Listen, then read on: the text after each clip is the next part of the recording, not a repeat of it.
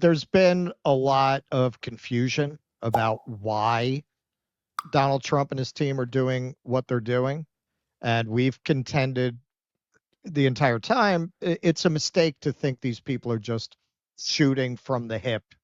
Uh, George Soros's evil minion is the Treasury Secretary, and whatever you might think about his morals and his motives, he's not a stupid man. The man who crashed the British pound. So what are they thinking? From everything that I've researched, what the very smart people are saying is this is about weakening the dollar in order to make our exports more attractive, while at the same time not losing our reserve currency status. So Yanis Varoufakis did a very good article about this even before the tariffs were actually imposed. And it's in line with what a lot of other people are saying. Donald Trump's economic master plan, he's plotting an anti-Nixon shock. So why does the president believe America has been dealt a bad deal? His chief complaint is that dollar supremacy may confer huge powers on America's government and ruling class, but ultimately, foreigners are using it in ways that guarantee U.S. decline. So, what most consider to be America's exorbitant privilege, meaning that we're the reserve currency, he sees as its exorbitant burden. Trump has been lamenting the decline of U.S. manufacturing for decades. Quote, if you don't have steel, you don't have a country, unquote. But why blame this on the dollar's global role? Because, Trump answers, foreign central banks do not let the dollar adjust downwards to the right level at which U.S. exports recover and imports are restrained.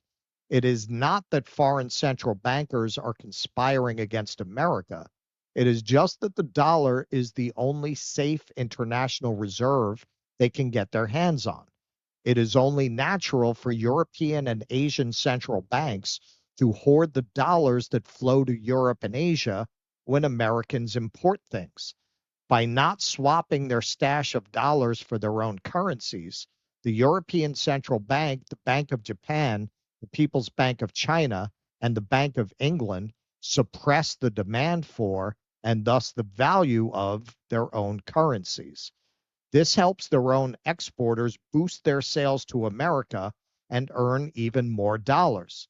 In a never ending circle, these fresh dollars accumulate in the coffers of the foreign central bankers who, to gain interest safely, use them to buy U.S. government debt.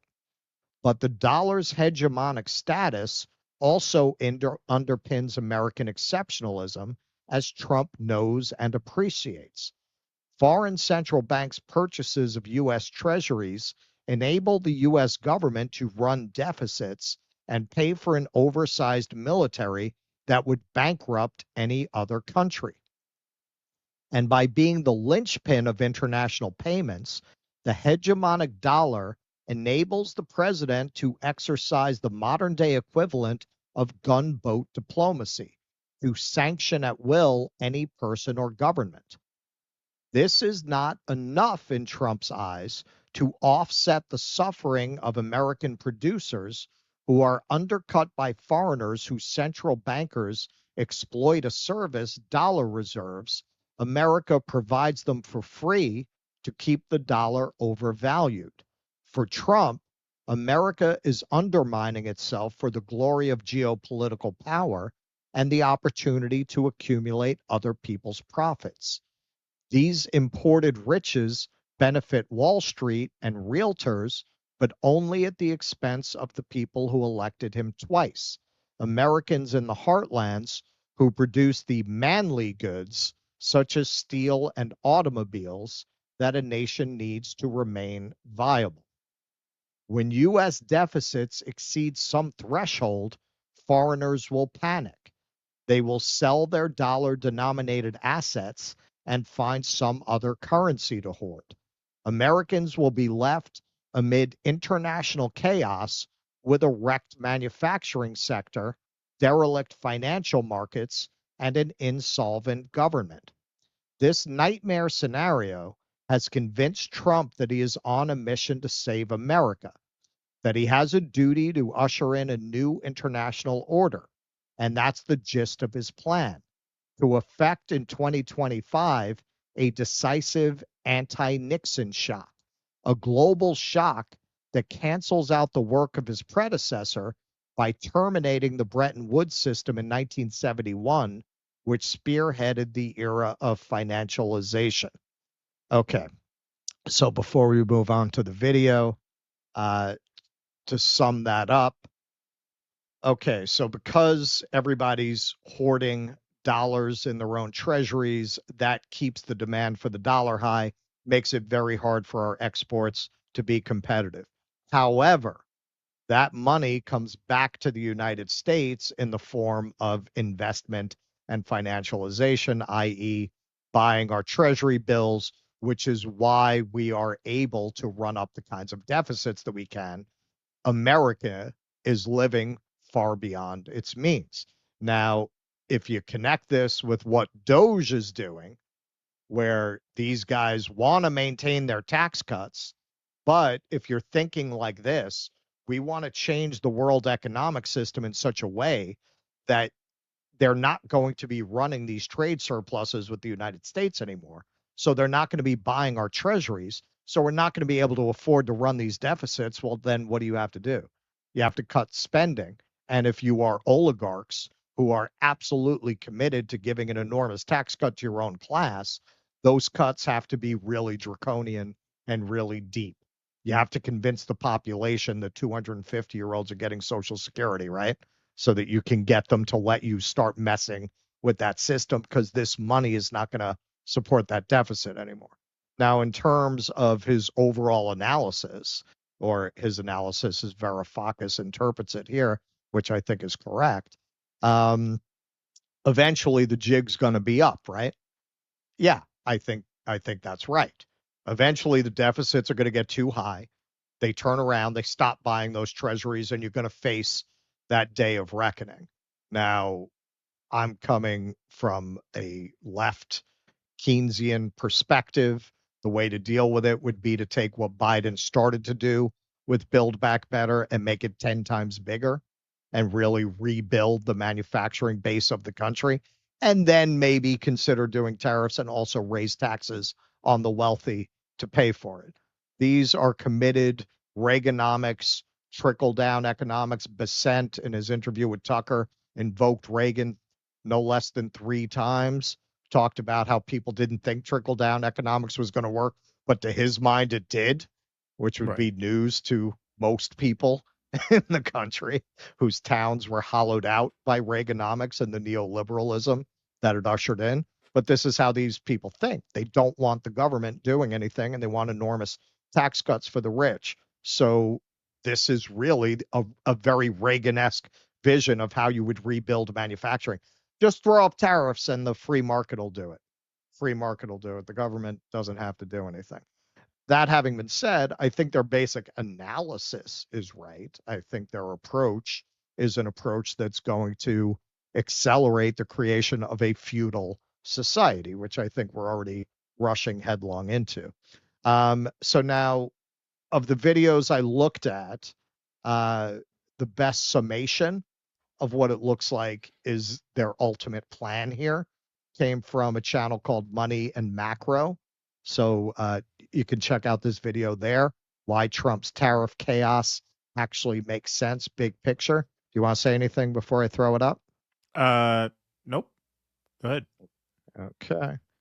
All right. So this is, he talks about how they're really trying to recreate the Bretton Woods system where countries will peg their currency to the dollar, while there will be another world system that's more connected to BRICS.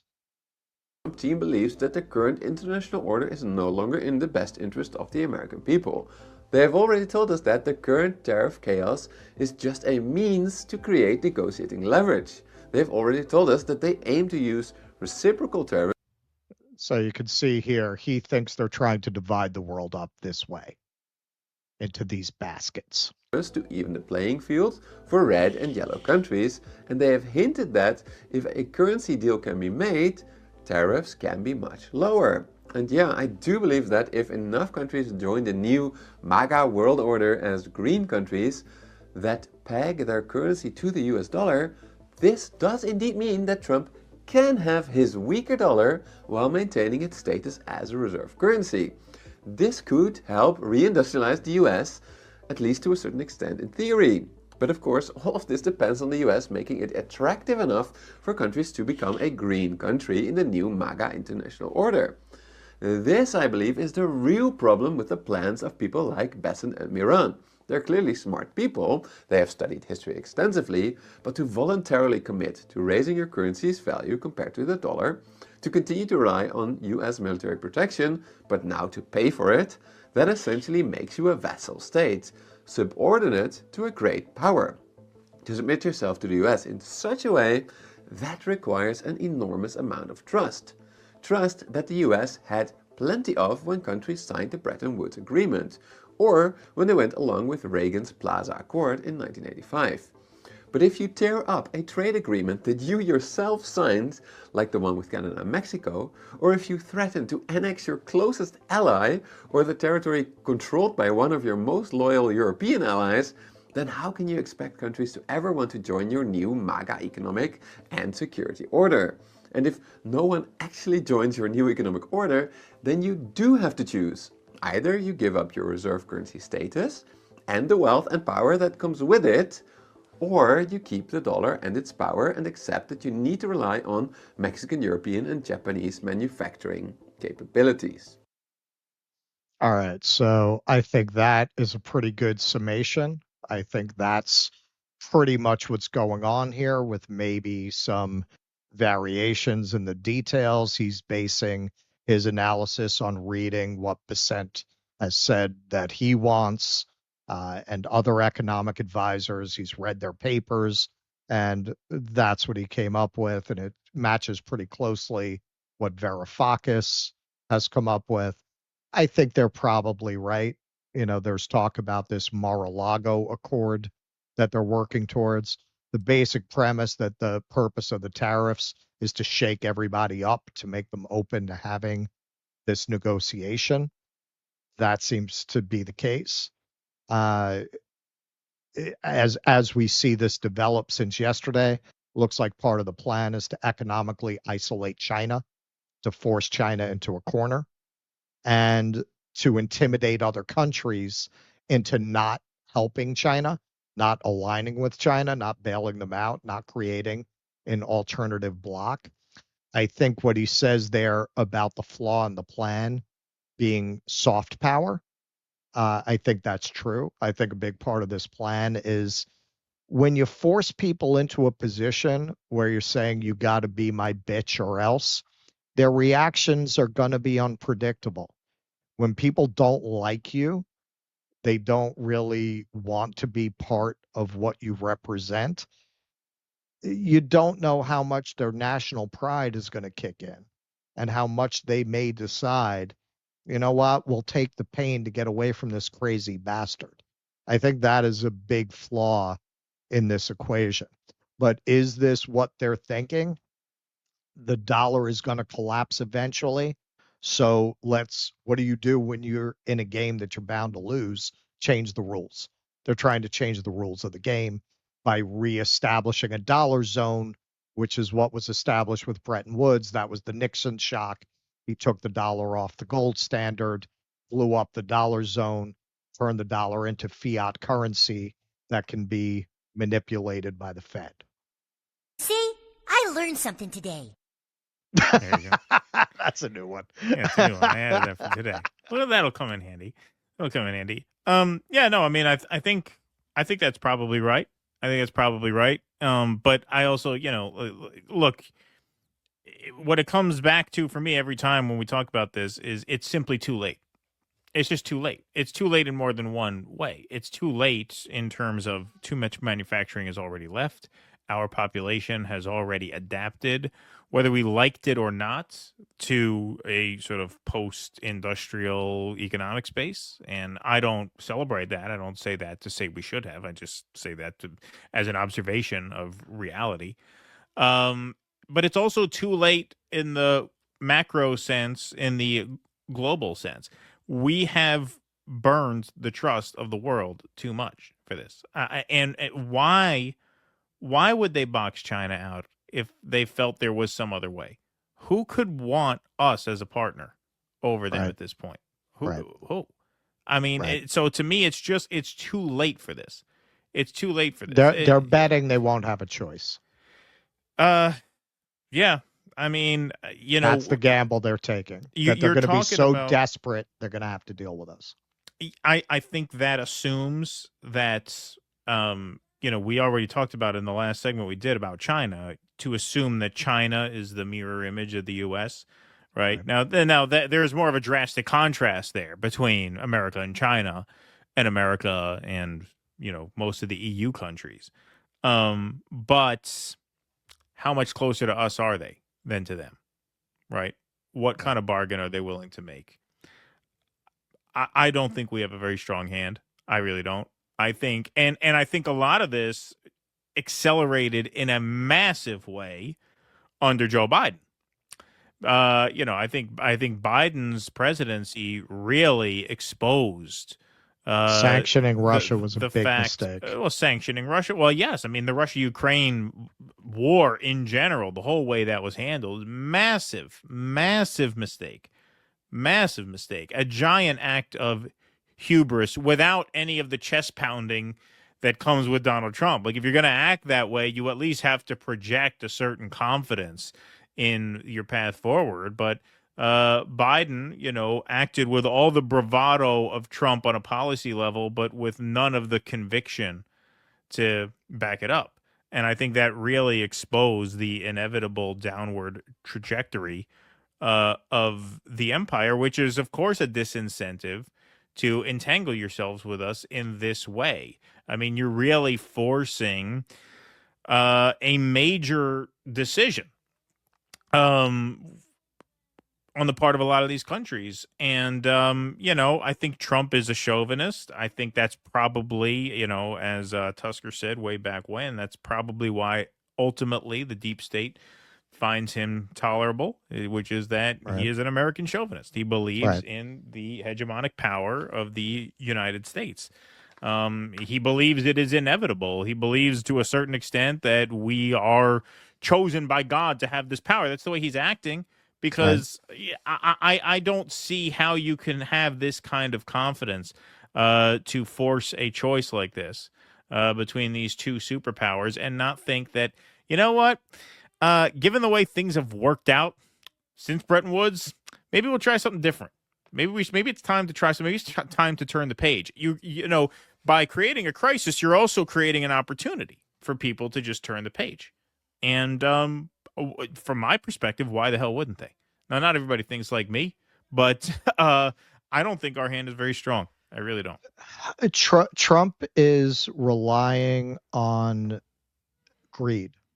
Is relying on the idea that these countries will not be willing to make the sacrifices necessary to wean themselves off American consumer spending. This is what I mean. Is France as big a pig? He could be right. He could be right. But this is what I mean. I would not dismiss that.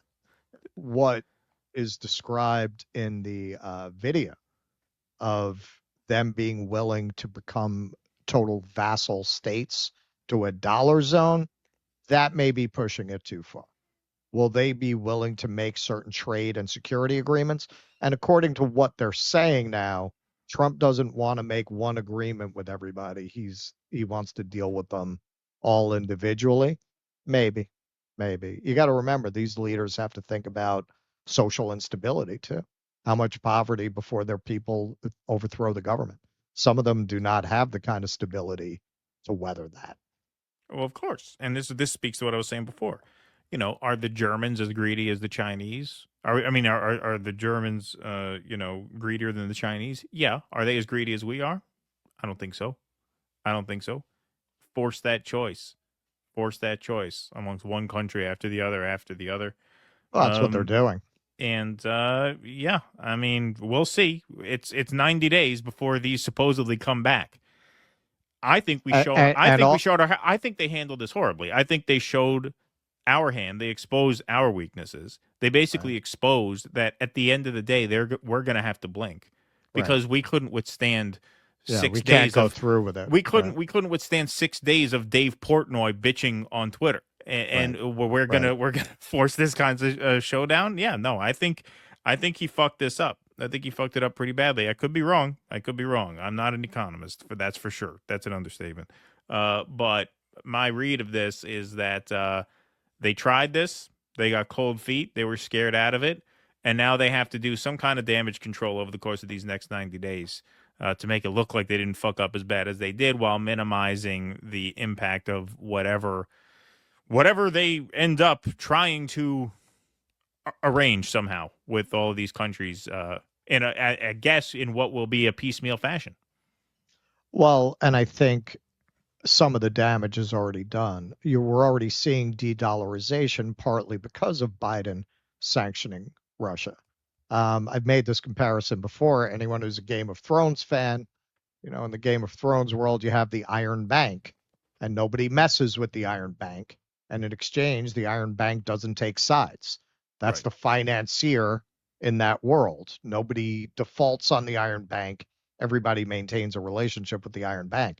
If you have the world's reserve currency, no matter what other wars you might be fighting, you have got to be the Iron Bank when it comes to how you manage that responsibility and that position of trust. That's what I mean. When we sanctioned Russia, yeah, we blew up our status as the trusted Iron Bank. Nobody trusts us to be the reserve currency anymore. And that's part of why you saw Japan immediately pulling out of U.S. treasuries. That's not China. That was Japan. You're not putting that back together. You were already seeing de-dollarization. That's only going to continue. What Trump's trying to do here, based on some what I think is good analysis, is force them to stay on the dollar. And you make good points. Are they going to do that, or are they just going to say, fuck it, let's get away from this crazy bastard and we'll weather it?